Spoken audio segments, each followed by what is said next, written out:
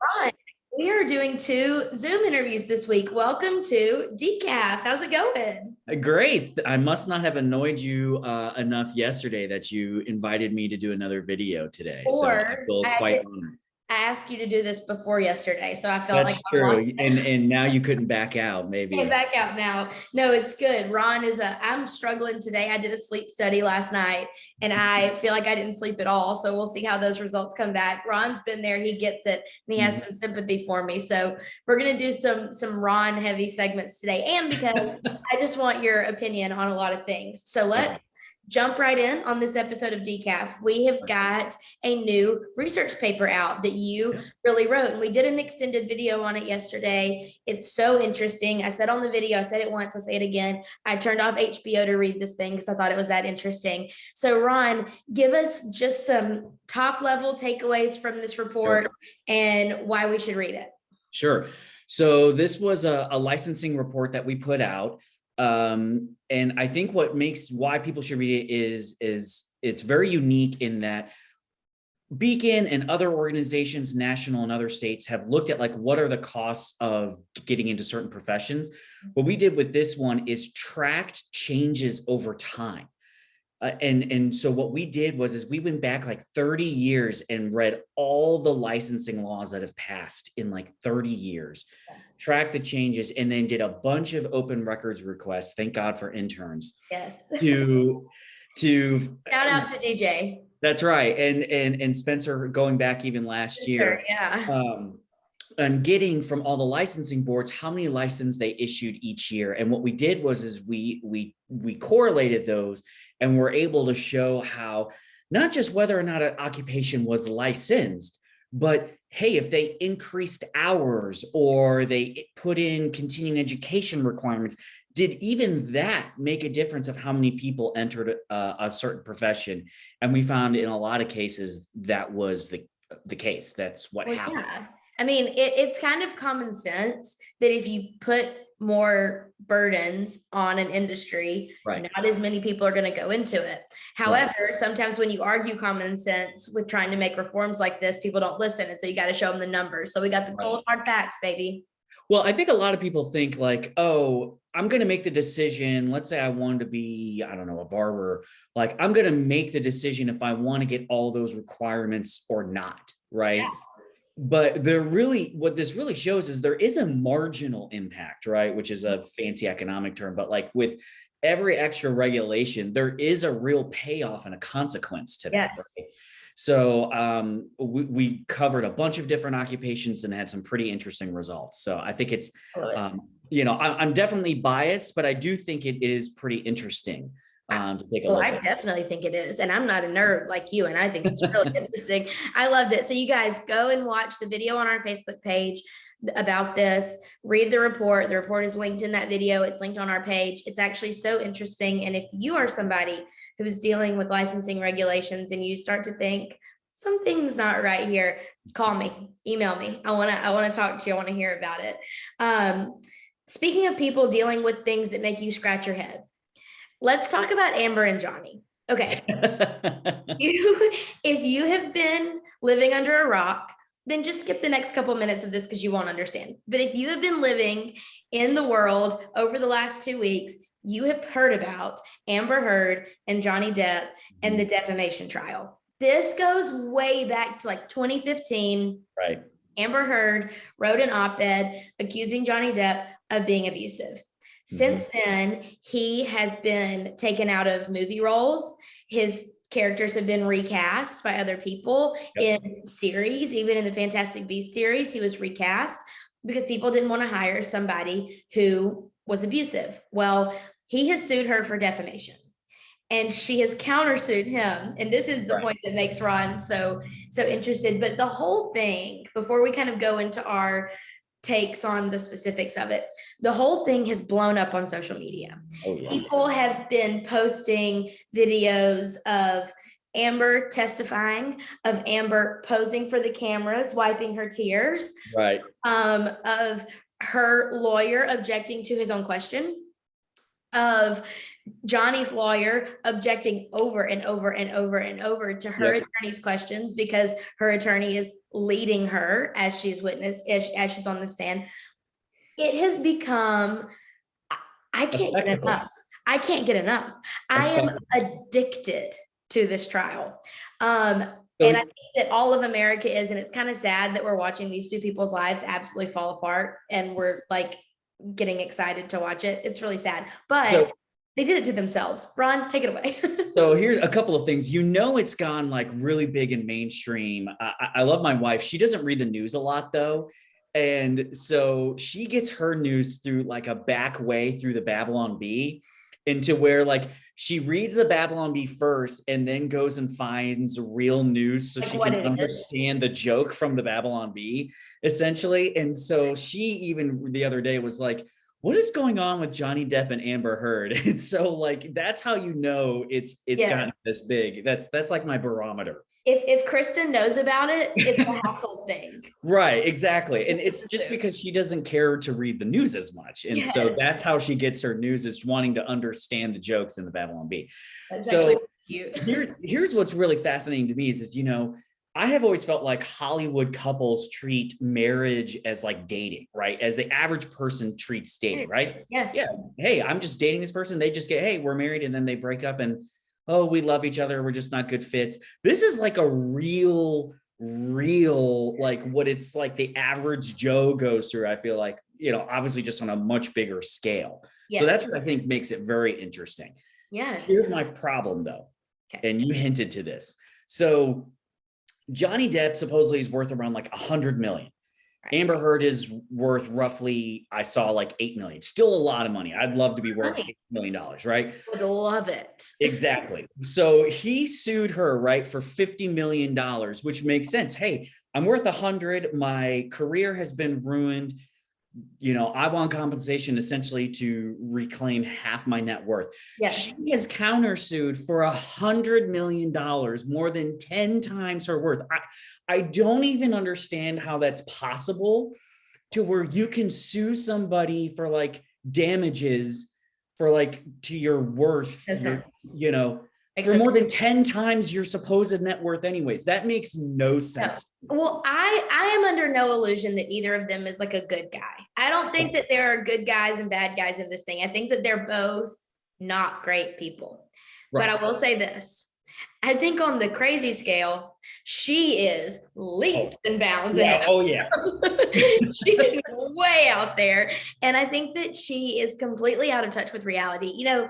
Which is crazy to me, because think about it. Johnny Depp's acting career is made on playing weird, crazy, eccentric roles. I know. And somehow he is coming across as like the sane one. Right. And she's way out there. Yesterday in the trial, I saw a clip that she was on the stand for cross-examination, and his lawyer was being relentless. And Amber had pledged all of her divorce settlement from Johnny to charity. And she hasn't paid any of it. She's maybe paid a little bit. She hasn't paid all of it. Anyway, really?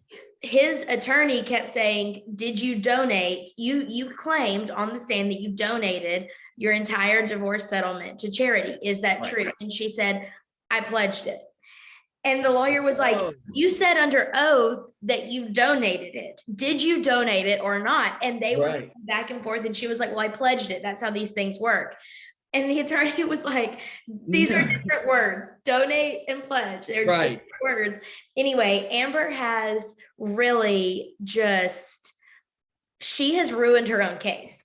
Absolutely. So, she's obviously, I feel it's okay to say this even as a married man, she's a very pretty woman. And so I feel like she's the perfect example, if you've ever heard of the whole like crazy hot scale. I was about to say, How I Met Your Mother, Barney's hot crazy scale. Yes. Way too much crazy, even though she's super hot.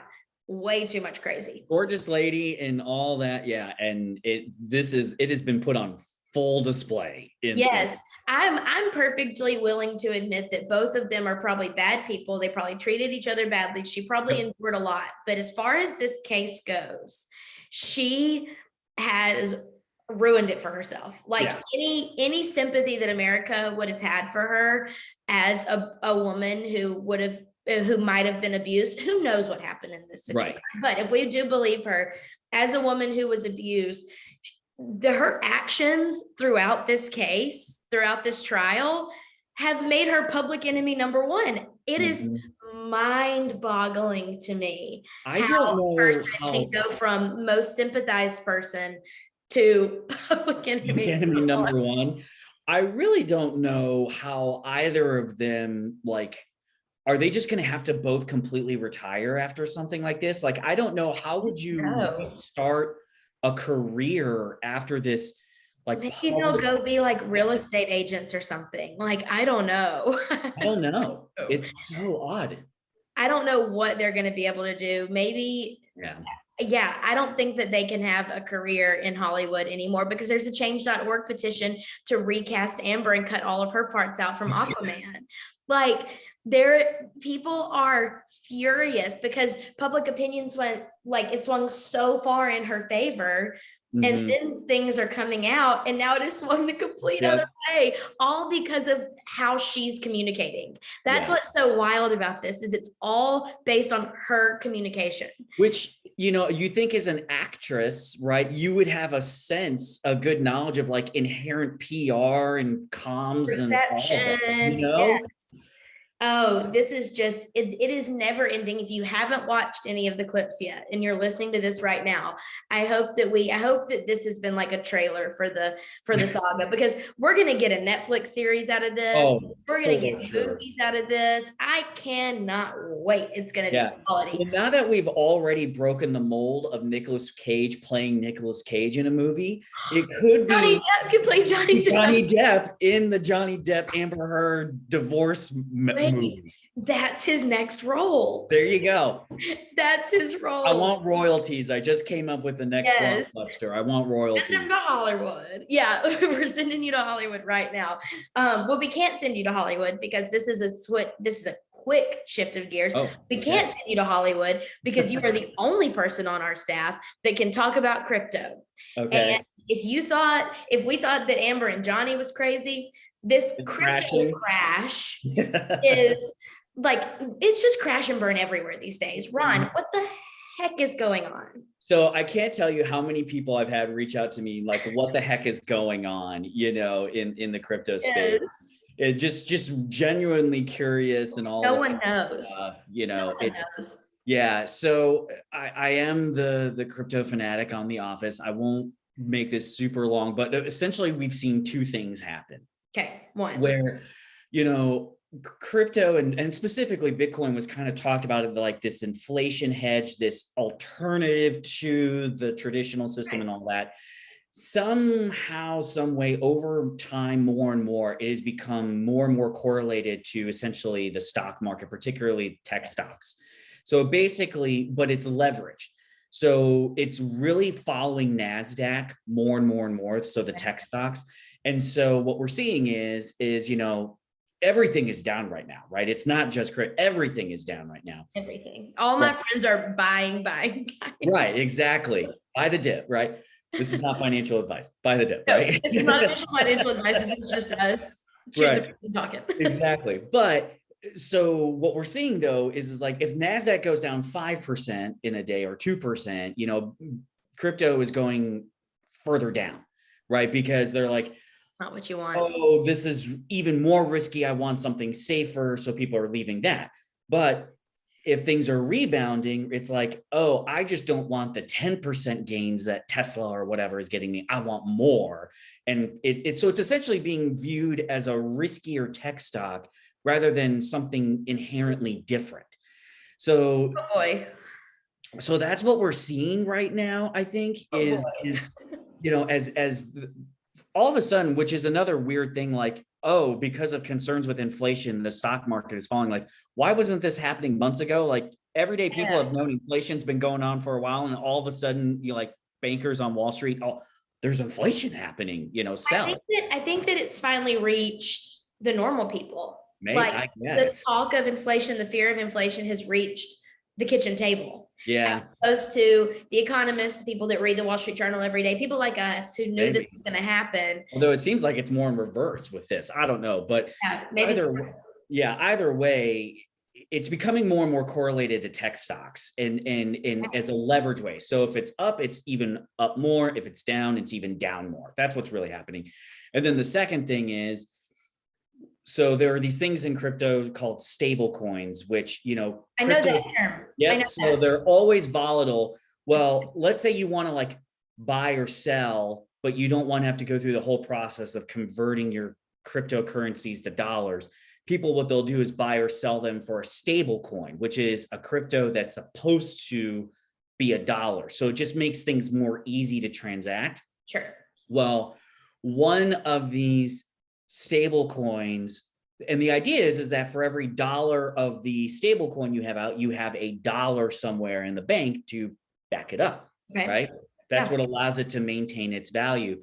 Well, one of these stable coins was backed up by another crypto part called Luna and Bitcoin, and Luna crashed and Bitcoin has crashed. And so therefore this stable coin, it doesn't have a peg. So when it was supposed to be $1, it's gone all the way down to 11 cents. And Luna, which was like $118, had made millions, is now down to like basically zero.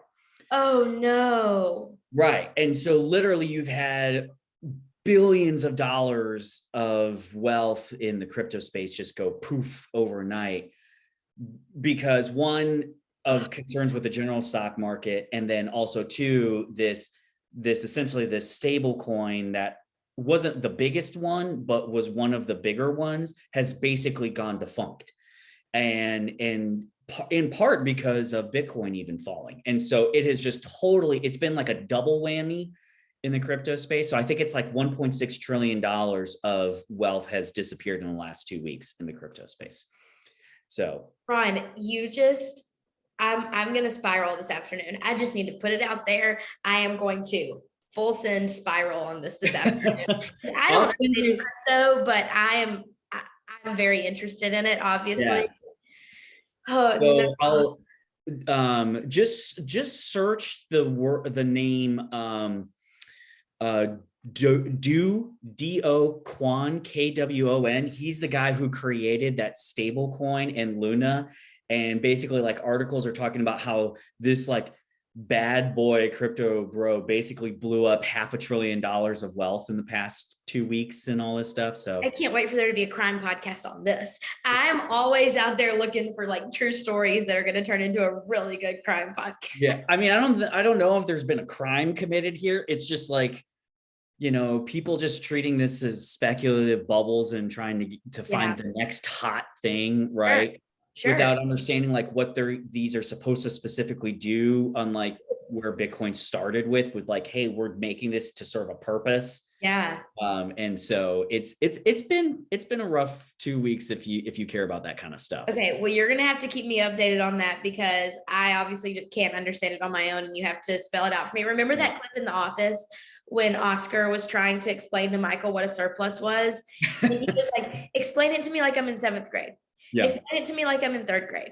Explain it to me like I'm in kindergarten. That's what you need to do with me about this crypto stuff because I don't get it. I mean, it's crazy. I mean, it's making obviously Main Street news and all that kind of stuff that's going on right now. So it's really the double whammy of just what's going on generally, and this one stable coin basically blowing up is what's been happening. I will spiral on this afternoon because I will not have time to spiral on it any other day, because this weekend is the golf tournament that I get so excited about. Ron, you are one of the few people that really gets excited about golf with me.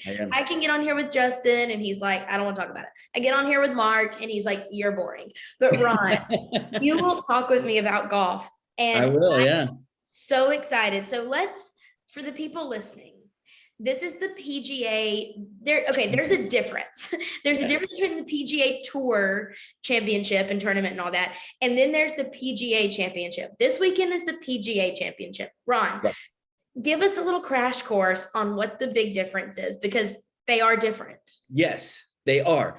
So the PGA Championship is one of the 4 majors in golf, along with the Masters, the US Open, and the British Open. Yeah. Right. So here's a good way to think of it is, take like NASCAR, right? So NASCAR is the league, which is the PGA Tour, right? Mhm. That goes all year round. Okay. Mhm. But there are essentially bigger races. Like I know the Daytona 500. I'm not a NASCAR fan, but I know, the Daytona 500 or the Indy 500, right? The PGA, right, exactly. The PGA Championship is one of the majors in the PGA Tour. Yes. And the PGA Championship is essentially put on by the PGA of America, which is different. Essentially, it's like the ruling governing body of golf in America. It includes everyone. It includes like golf pros. It includes so many people, not just the professional players. Right. So the PGA of America, exactly. So you can become, like, as an average person, a PGA of America member. That's how you get like a handicap. Most of your teaching pros are PGA members. So if you watch the tournament this weekend, there will be like even Joe's dad on our staff, right, is a PGA teaching pro, and PGA teaching pros will compete for the opportunity to play with the professionals of the PGA Tour in this tournament. Yes. So it's really great. Thank you for the crash course. A lot of people don't understand it.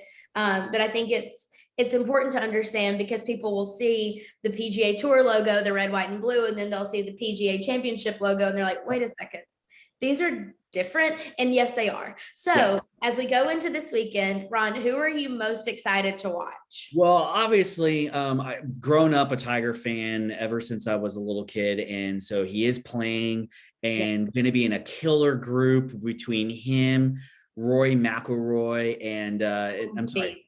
Yeah, and Jordan Spieth, all in one. Popular golfers right now are in the same group. Chaos. Yeah, it'll be really fun.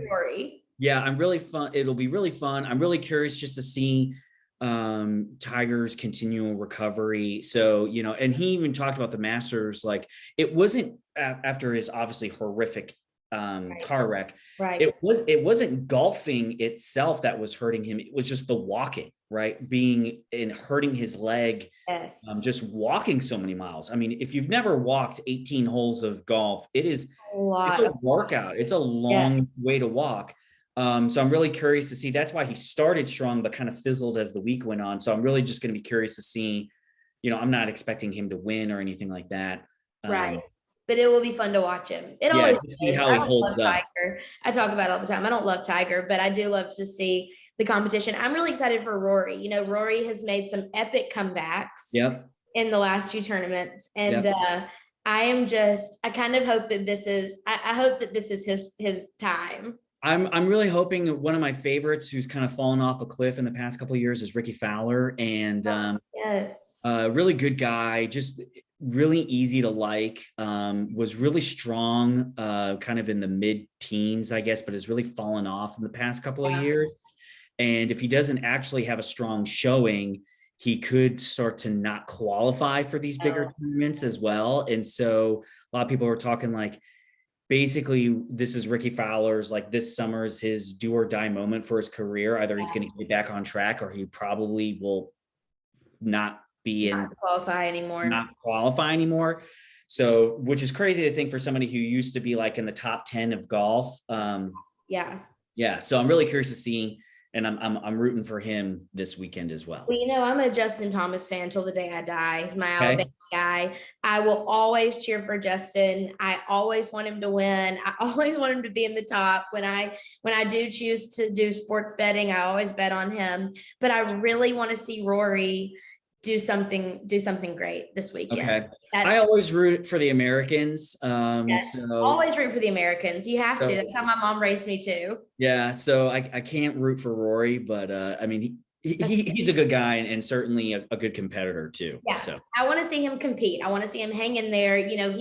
He's very much like this. And so I want to see him. He's in that featured group with Tiger and with Jordan, and I want to see him compete. Which is crazy to think like you're going to have a group of 3 guys. I mean, obviously Tiger is the vast majority of them, but with like, I guess it would be around 22 majors between the 3 of them is insane. It's insane. I saw a tweet this morning that said PGA of America woke up and chose violence. Yeah. And by putting the three of them together, because it's going to Yep. be chaos. And there's all these gifts of their start times each day. I just, oh, I Yeah. can't wait. Well, So, especially, Tiger obviously comes with a lot of like fan support, like usually emotion and roars from the crowd. Rory's a pretty feisty guy on the golf course. He's not afraid to show a lot of an emotion. entertainer.